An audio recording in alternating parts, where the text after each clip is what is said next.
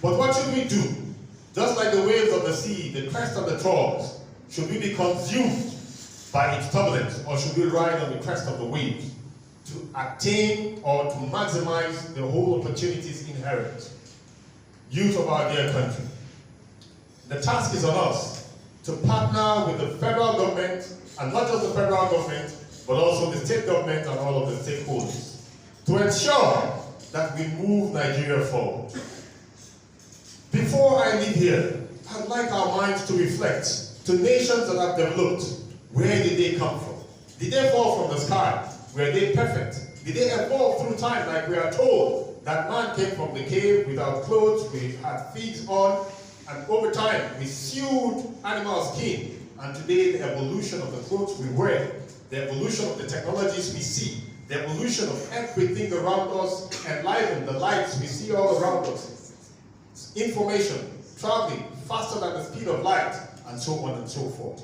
How the nations evolve and advance.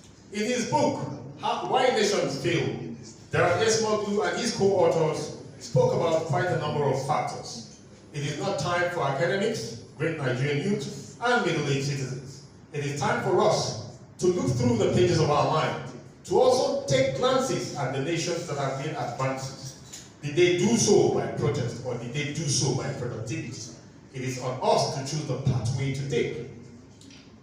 Nigerian youth and middle-aged citizens, I will draw one very strong parallel of a country, Singapore, and we are very much conversant with that book From Third World to First World by Lee Kuan Yew, the father of backwardness, but they had to make pressing reforms and they moved on.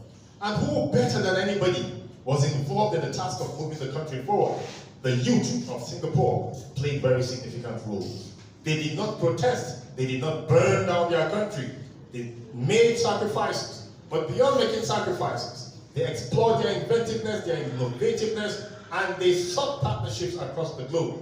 Today, we celebrate Singapore as a great country. I want to tell us all that it is on us, and we have the potentials, we have the capacity to move from mere potentials to productivity. Let us, Nigerian youth and middle-aged citizens, begin to explore the vistas of productivity.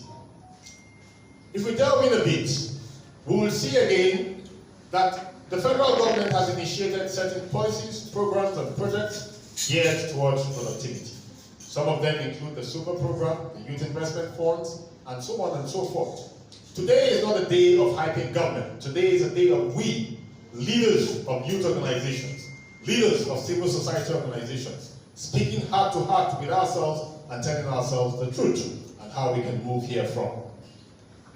Looking at all of these programs, I feel that we should latch in and utilize all the opportunities inherent therefrom. Again, it is imperative that we sound this very strong warning to the current government led by President Bola Ahmed Tinubu. The past government did quite a lot in initiating so many programs, but what was their impact? A book I once read is titled Good Intentions,